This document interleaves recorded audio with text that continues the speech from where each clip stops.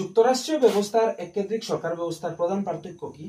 যুক্তরাষ্ট্রীয় সরকার ব্যবস্থায় ক্ষমতার বিকেন্দ্রীকরণ থাকে, অর্থাৎ এক হেডে বেশি ক্ষমতা থাকে না, ক্ষমতারে বাটিয়ে দেওয়া হয়। অপরদিকে এককেন্দ্রিক ব্যবস্থায় কেন্দ্র সরকার খুব বেশি শক্তিশালী থাকে, রাজ্য সরকারের বা রাজ্যের শাসন ব্যবস্থা দুর্বল থাকে।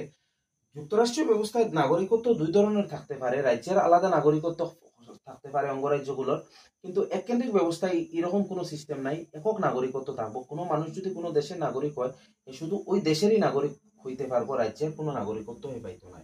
যুক্তরাষ্ট্রীয় ব্যবস্থায় আলাদা সংবিধান থাকতে পারে, আলাদা ন্যায় ব্যবস্থা থাকতে পারে, আলাদা শাসন ব্যবস্থা থাকতে পারে রাজ্যগুলার ক্ষেত্রে, অঙ্গরাজ্যের ক্ষেত্রে, কিন্তু এককেন্দ্রিক ব্যবস্থায় একটাই সংবিধান থাকবো আর সমগ্র দেশের মানুষ এই সংবিধান মানিয়ে চলতে লাগবো। এখন আমার তোমরা কোসাই আমরা যে দেশের সংবিধানের এই শাসন ব্যবস্থা আছে, ভারতীয় গণতান্ত্রিক ব্যবস্থা, এটা এককেন্দ্রিক নাকি যুক্তরাষ্ট্রীয় না অন্য কিছু? কমেন্ট সেকশনে কমেন্ট করিয়ে জানাও। Thank you.